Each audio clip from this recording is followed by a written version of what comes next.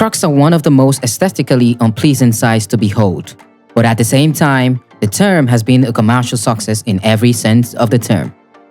Crocs is a global phenomenon and has reached parts of the earth even as the gospel hasn't. A truly unbelievable success story. It doesn't get better than this. The question then is, how? How did something as ugly looking as Crocs become the world's go-to footwear? How on earth did this happen? What's the story behind it? In this video, we will explain the story of Crocs and how ugly shoes turned into a money-making machine. The year is 2002.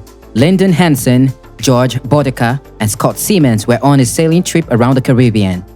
The main purpose of this trip was to cheer up Hansen, who was going through a very rough patch. He has separated from his wife, lost his mother to cancer, and then lost his job. He was at the lowest of lows.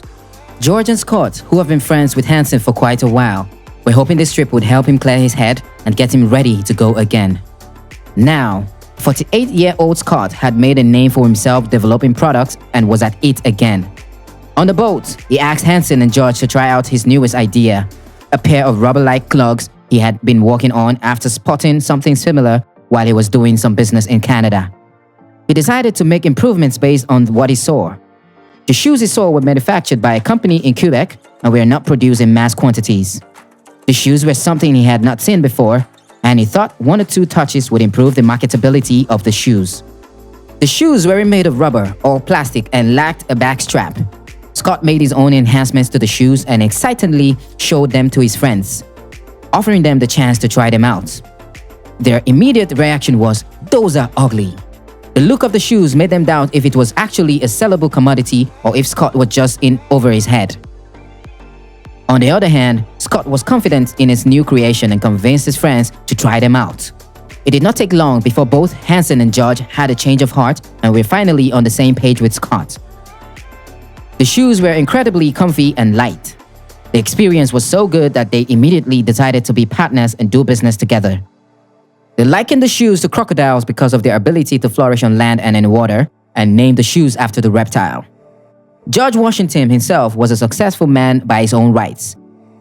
He was able to surmount a tough childhood to become a big-name student athlete and own over 100 Domino's Pizza outlets. So there was a reasonable amount of business experience amongst this trio of friends. But the only issue was that none of them had any idea about the shoe market or what it would take to sell a new product. The trio got down to work immediately and started drafting plans on how to distribute this new, Western-looking Canadian shoe in the US. Hansen worked on the plans for the marketing while Scott continued working on the design, and George brought in cash to kick off the business. They set up their own office in Colorado and ordered their first shipment from their supplier. They began to look for ways to sell their new product and figured that if there was anywhere the shoes would be useful, then it would be on a boat deck. So they confidently went to a boat show in Florida with the belief that the uniqueness of the product would at the very least move people to want to try them on. They believe that once a person tries them on and experiences how comfortable and convenient the shoes are, they'll buy them. The idea was to give anyone who walked past the booth the shoes and convince them to ignore the ugly look and wear them. This tactic worked like magic. They sold around 200 pairs of Crocs at the boat show. But that's not the best part.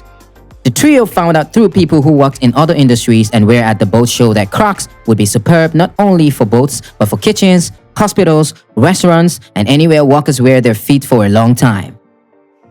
The trio obviously didn't know the potential of their new company, but what they did know was that they had found a solution to a problem no one had solved.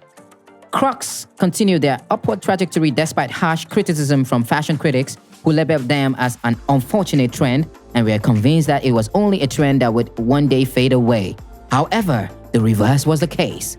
Crocs sold 76,000 pairs in 2003 and increased revenue by 2,026% between 2005 and 2006. The trio then went on to purchase the manufacturing company in Quebec that initially produced the version of Crocs that Scott has improved. The purpose of this move was to own exclusive rights to the materials the Crocs are made of. Then they utilized distribution methods that were not used in the footwear industry at the time. What they did was allow retailers to buy as few as 24 pairs of Crocs and restock when they ran out. This meant retailers would not experience losses with Crocs, and in return, retailers were happy to have Crocs in their stores. Like everything else, many people did not like Crocs, but they kept gaining free publicity because they were always talked about. The demand for Crocs continued to rise, and in 2006, the company had its IPO and generated $239 million, making it the highest initial public offering for footwear. The market value also rose to over $1 billion. The company was ranking in millions of dollars for the trio and their early investors, and it seemed the demand for the product and obviously needed expansions became overwhelming. Hansen mentioned that the trio worked endlessly to keep the business growing, and that took a toll on them. However, some of them found this overwhelming experience even more burdensome than the others. And in 2006, things got very messy. Just a couple of months after Crocs went public, George Bodecker made a shocking and disturbing call to his brother-in-law. According to the police report given by George's brother-in-law, George made statements like, "I'm going to bury you so deep no one will ever find you." But that's not all. He also said, "I'm going to slit your motherfucking throat." A couple of minutes later, George showed up at his brother-in-law's office, threatening to fight him. Now, this wasn't the first time George went overboard. There were reports of George's erratic and seemingly violent behavior. All these behaviors and incidents led to the board's removal, which only made things worse. You see, George played a vital role in the growth and development of the company. His passion, management skills, and early investments in the company were very important to its rise. But right now, things are unimaginably different. As we gathered while researching for this video, the company has distanced itself from one of the key players responsible for its existence. The icing on the cake was in 2012, when George was apprehended by the police for drunk driving. His response to the situation was that his girlfriend was driving the car, and his girlfriend was superstar Taylor Swift. First of all, Taylor Swift was not his girlfriend, and he was the only one in the car. He was heavily under the influence of alcohol. This situation didn't do any good for Crocodiles. When George was removed from the board, the person who took his position was one of Hansen's friends who let him share his crib when he was at the lowest of lows after losing his wife and mother. That person was Ron Snowder. With Ron at the helm, Crocs enjoyed some of the most successful period it had experienced since it was created. Crocs became an even bigger international brand, and revenues continued to grow. Crocs established licensing agreements with the NBA and Disney. The company began acquiring adjacent companies, and most importantly, sales continued to grow, with the company peaking at $847 million in 2007. The company was a force to be reckoned with until the financial crisis of 2008, which brought unexpected roadblocks to not just Crocs, but a lot of companies. Sales went down as a result of consumers not buying. When sales dipped, the young company was not only left holding a surplus of product, but it also didn't have a good grasp of how much inventory its retailers had. And in 2009, revenue plummeted to $646 million, and the stock dipped to $1 a share. And like that wasn't enough, several speculations that Croc design was ripped off by Scott began to rise. One of such allegations was that Crocs were a lookalike of an Italian shoe that existed well before the emergence of Crocs, and that Scott was aware of this Italian shoe. The stocks continued to take a big hit as a result of all these allegations, and it seemed like predictions that this fad would go down in flames were finally coming true. Despite all this, Crocs is still alive, well, and going strong. It is now a billion-dollar company, so how did Crocs complete the comeback? When Crocs started marking a comeback, the question on everyone's lips was how? Well, it's quite simple, a combination of smart marketing and influencer partnerships. Crocs took advantage of the fact that many top celebrities had been spotted rocking them. Plus, the company also realized that its power were deeply rooted in the product's ability to polarize opinions. They began to utilize this by referring to Crocs fans as bold and one-of-a-kind as they pushed out a message of acceptance. They then partnered with superstar Justin Bieber, who is one of the biggest pop stars in the world, and also with Post Malone, who has an equally massive fan base.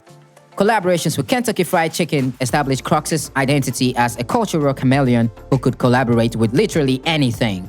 They also used collaborations to gain as much publicity as they could, as they partnered with supermodels and some brands like Balenciaga. They also decided to embrace the possibilities of e-commerce, closing down some of their most expensive retail stores to embrace online shopping. This came in handy during the pandemic, as Crocs sales went through the roof as people desired comfort and convenience while they were stuck at home. In fact, 2020 was Crocs' best year since the company was founded.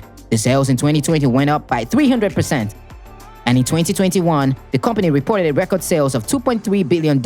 That's simply unbelievable. The cultural impact of Crocs has made a mockery of all skeptics who predicted it would fall off. Crocs sell in almost every country of the world today, and sales continue to grow. And for a product whose founder thought was ugly, it has done amazingly well in the market. Thanks for watching this video. We know you definitely enjoyed this one. Give this video a like and share it with your friends so they can learn. If you have been entertained by this video, then there's more where it came from.